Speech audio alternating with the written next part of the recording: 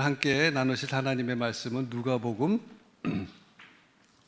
5장 27절부터 32절입니다. 제가 읽겠습니다. 한 절씩 교독하도록 하겠습니다.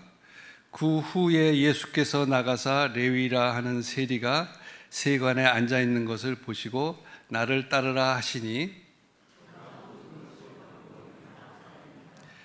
레위가 예수를 위하여 자기 집에서 큰 잔치를 하니 세리와 다른 사람이 많이 함께 앉아 있는지라.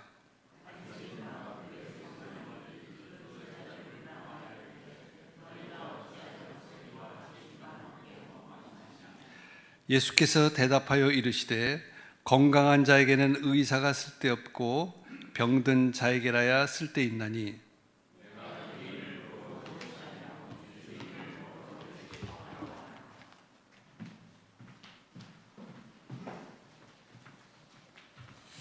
다시 한번 서로에게 좀 새해 인사했으면 좋겠습니다. 새해 복 많이 받으십시오. 한 번 더 인사하실까요?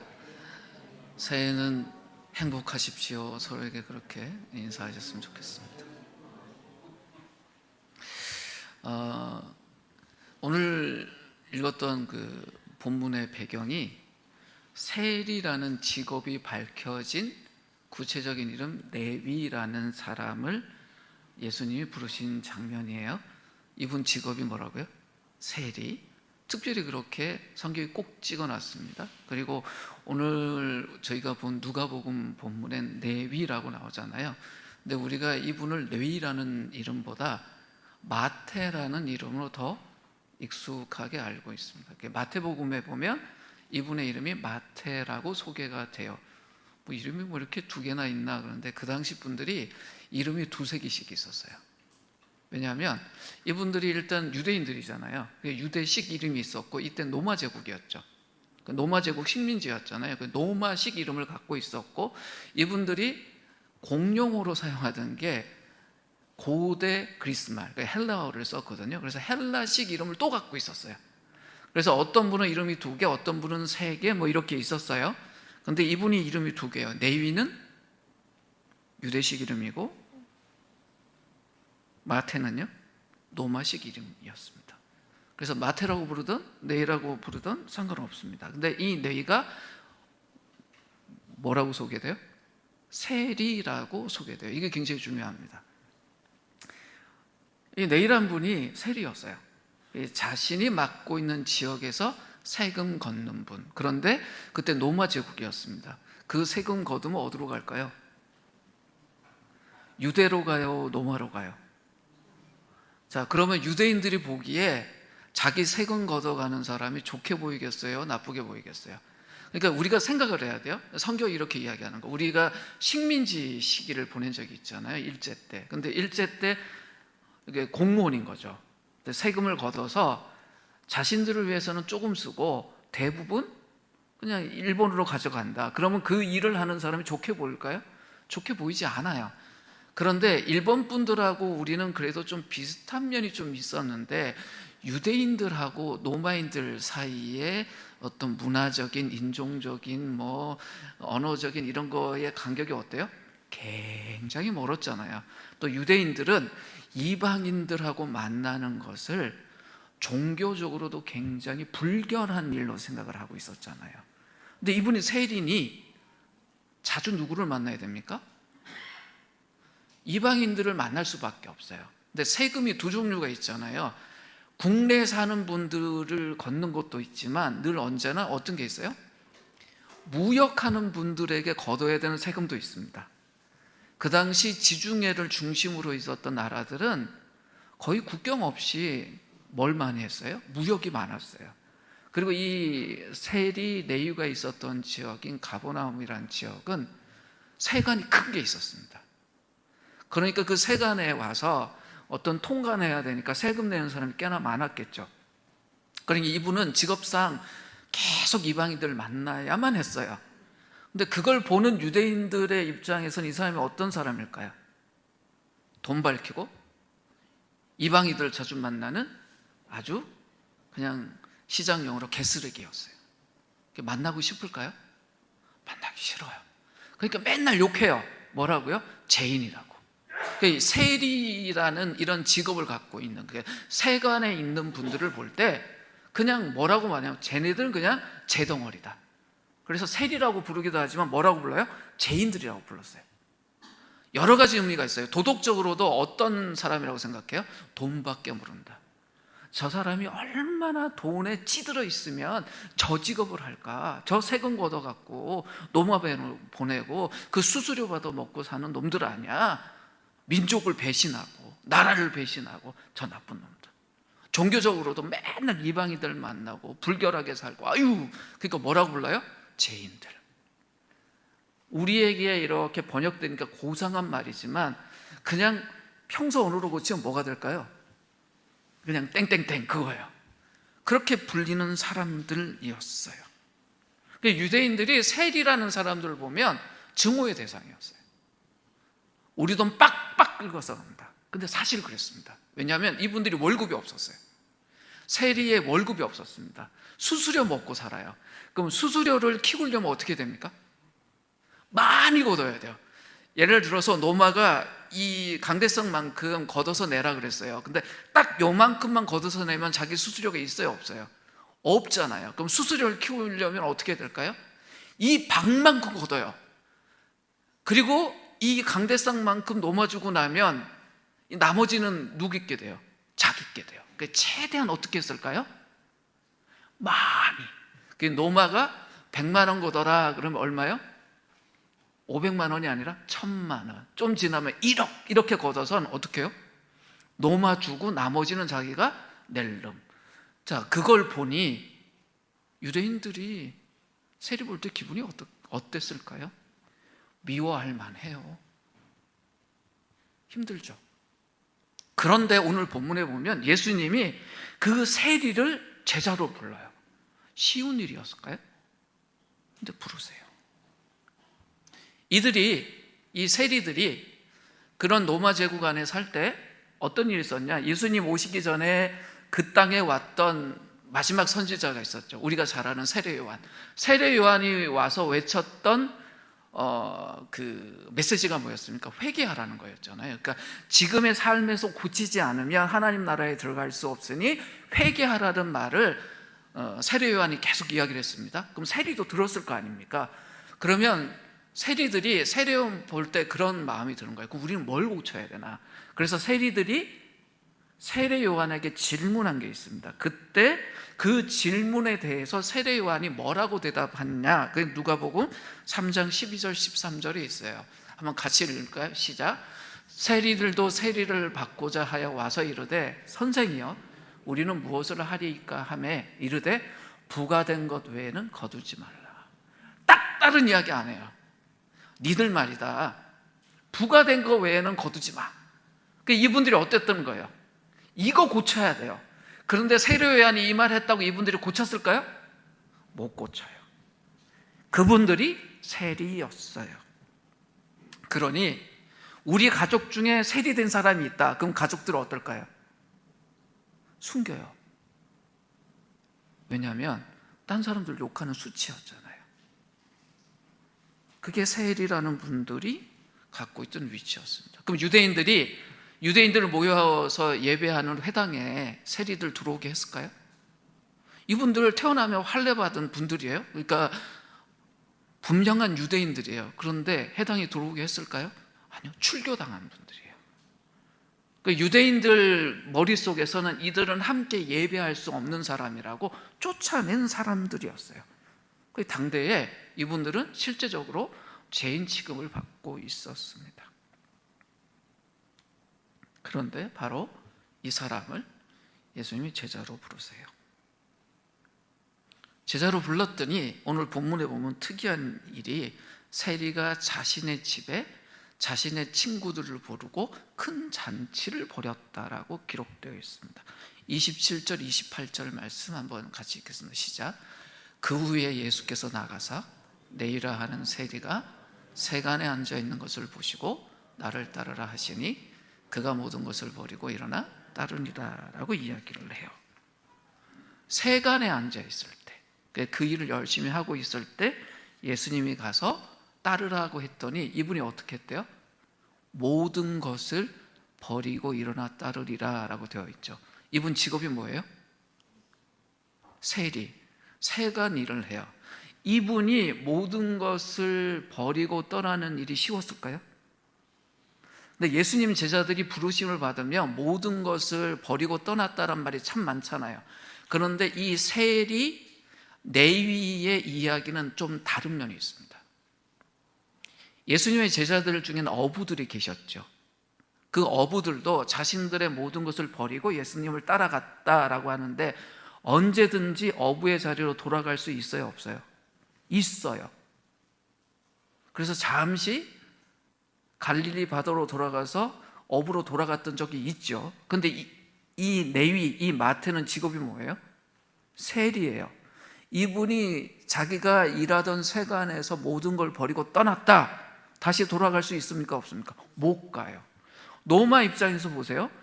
우리랑 계약 맺고 일하던 애가 다 버리고 갔어요.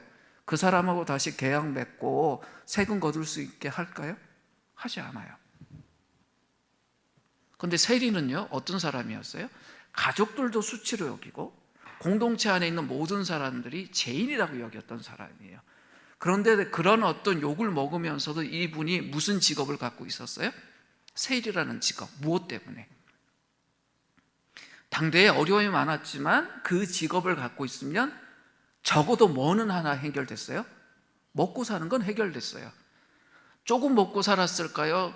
잘 먹고 풍족히 살았을까요? 후자겠죠.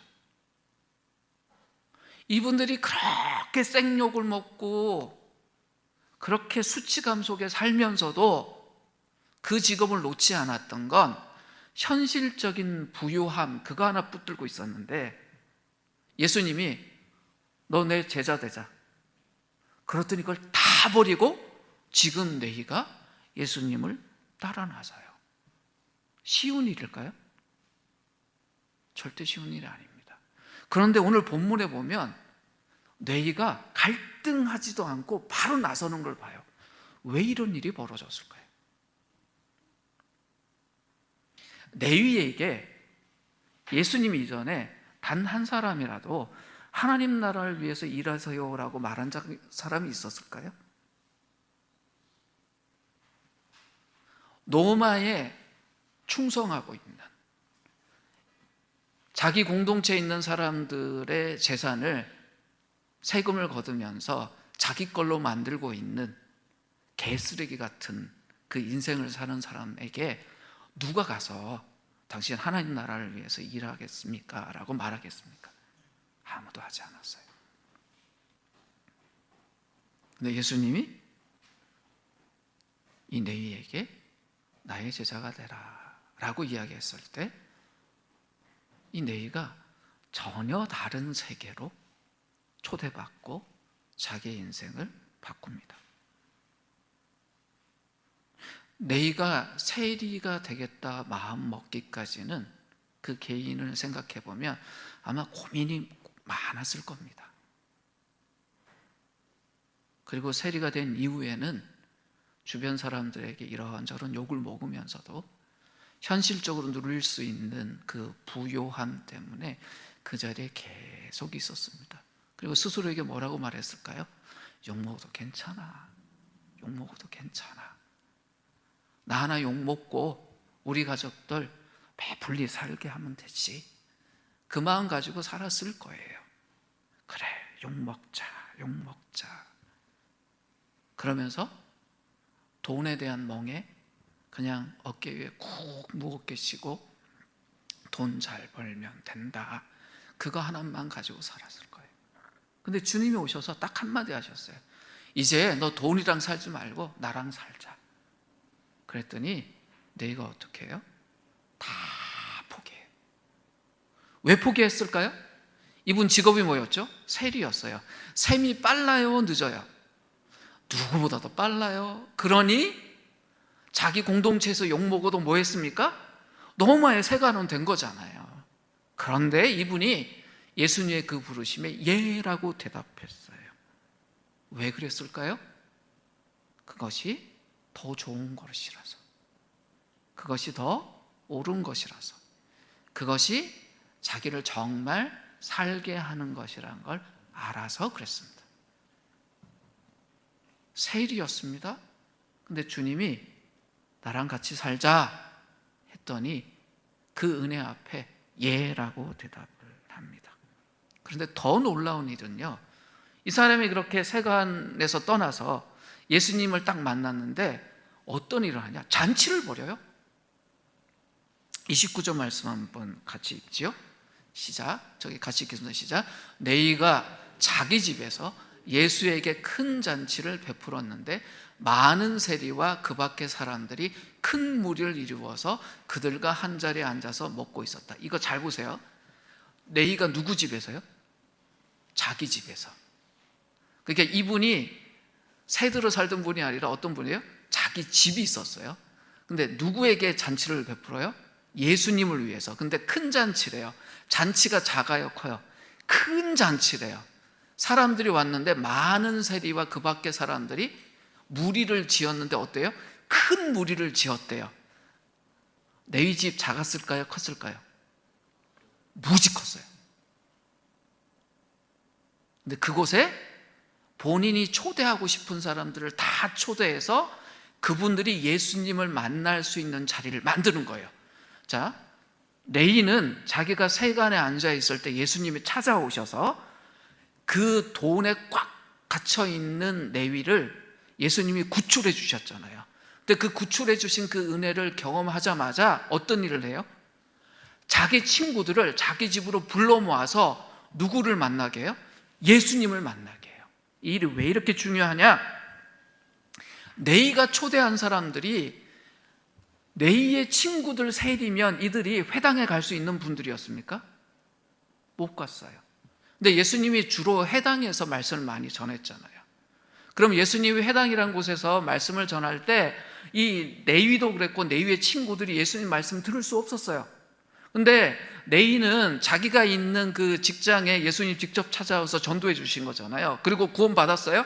근데 그 기쁨을 딱 느끼고 그 은혜를 경험하자마자 어떻게 하냐? 그 회당에 갈 수 없는 자기의 친구들을 잔뜩 모아서 예수님 만날 수 있도록 잔치를 열었던 거예요. 이 네이 집에서 열린 큰 잔치에 참여한 사람들이 사회적으로 다 어떤 분들이에요? 무시당하던 사람들, 죄인이라고 욕먹던 사람들입니다. 평소에 이분들이 길 다닐 때 어땠을까요? 딴 사람들이 좀 이렇게 주목해서 쳐다보면 시선을 좀 피하고, 혼자 갈 때는 몰라도 여러 명이 이렇게 뭉쳐가는 것도 피할 거 아니에요. 한 사람 가도 찌려볼 텐데 여러 명 동시에 가면 어때요? 쟤네들 저 나쁜 놈들 그럴 테니까 피해 다녔을 것 같아요. 좀 마음이 좀 여린 사람들은. 근데 이분들이 지금 레위의 집에서는 어때요? 아무런 그런 어떤 제약 없이 잔치가 열린 거예요. 서로들 기쁨 속에서 식사하고 대화하고, 그 대화와 잔치의 중심에 누가 계세요? 예수님이 계세요. 얼마나 놀라운 일이 벌어졌습니까? 오늘 본문의 이 레위의 행동에서 뭐가 보이세요? 은혜가 다가왔을 때 어떻게 반응해야 되느냐예요. 세간 한복판에 앉아있는 레위에게 예수님이 다가오셨어요. 이미 예수님이 어떤 분인지 소문이 다 났단 말이에요. 그리스도라는 게. 근데 그분이 와서 너 나 제자 되자. 이 말이 뭐예요? 하나님 나라의 일꾼 되자라고 이야기하신 거잖아요.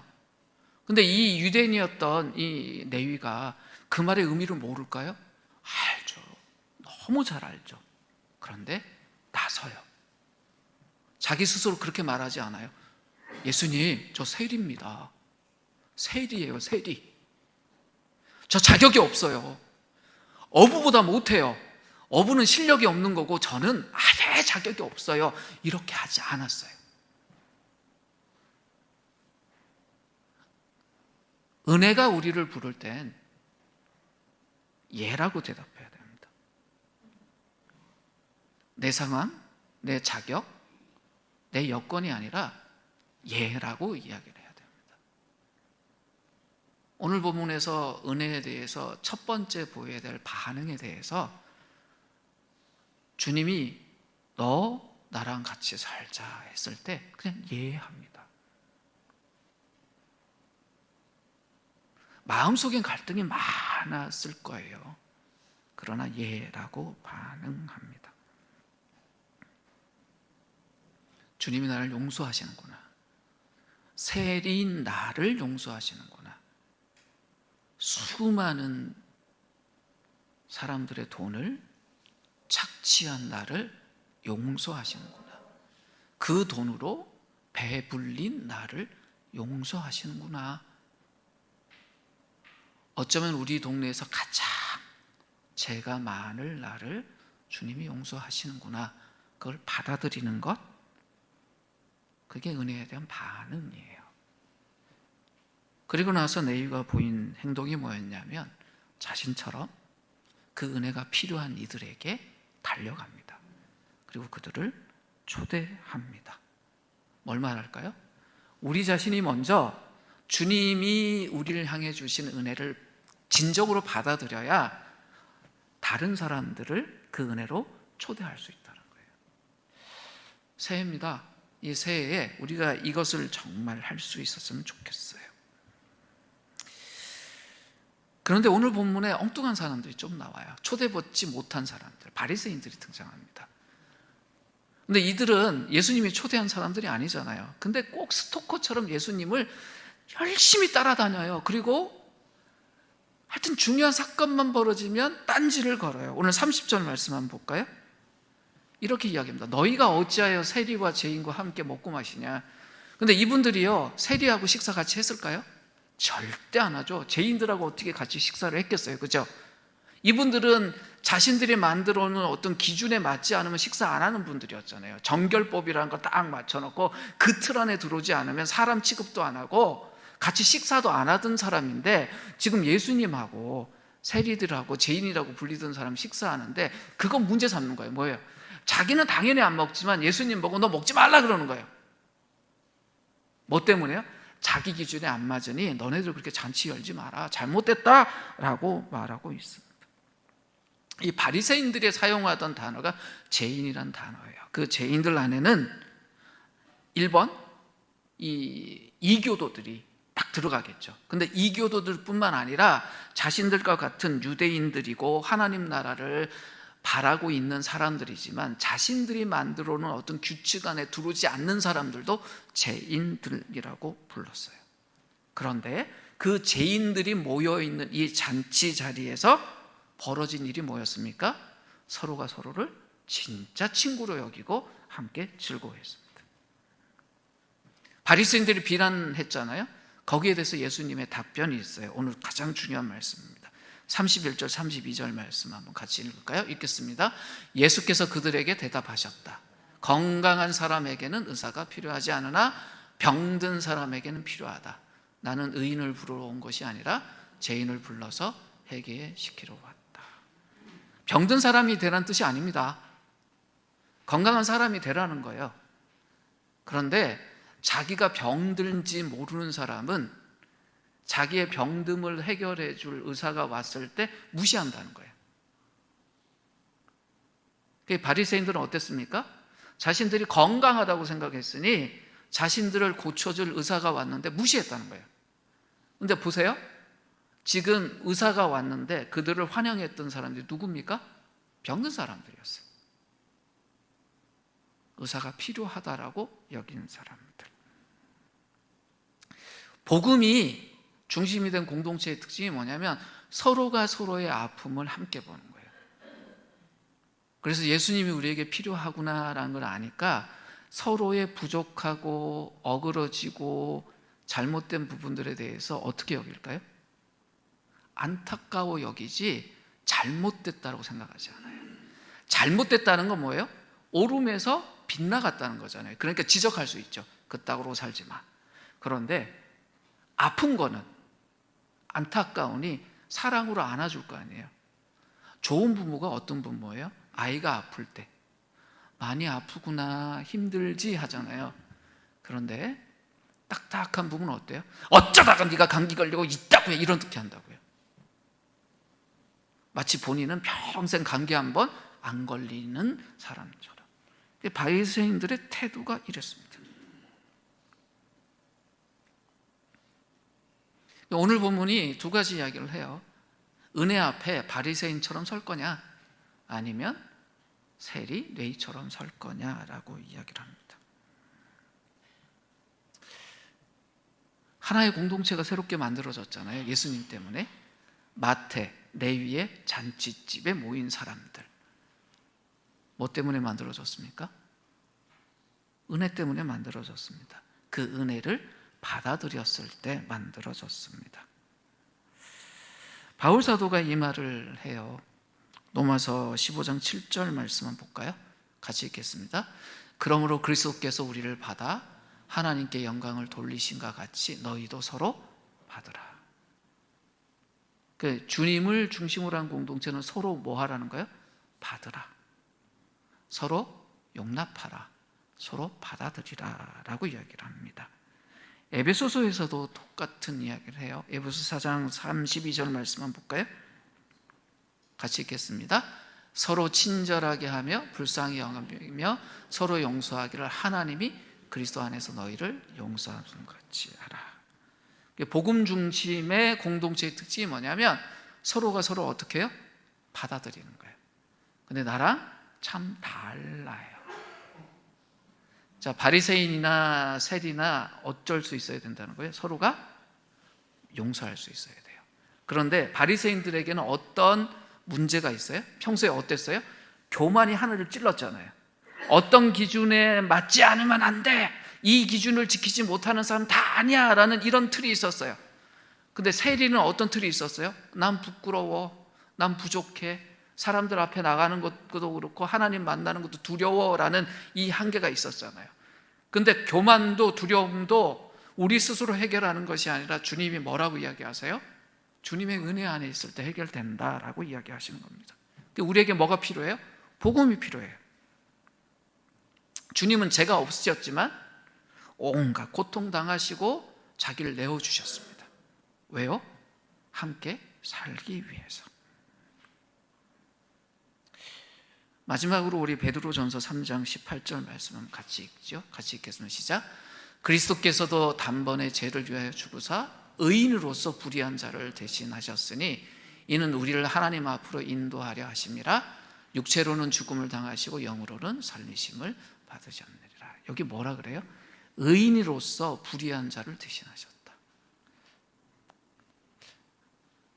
예수님이 그렇게 하셨어요. 왜 그렇게 하셨다고요? 우리를 하나님 앞으로 인도하기 위해서 그러셨다고 해요. 예수님을 배척했던 사람들이 있습니다. 예수님 십자가에 못 박은 사람들이 있습니다. 그 장면에 예수님께 가장 가까운 친구들도, 제자들도 등 돌렸고요. 잘 모르는 사람들도 예수님 욕했습니다. 이 땅의 사람들이 그때의 사람들과 크게 다르지 않습니다.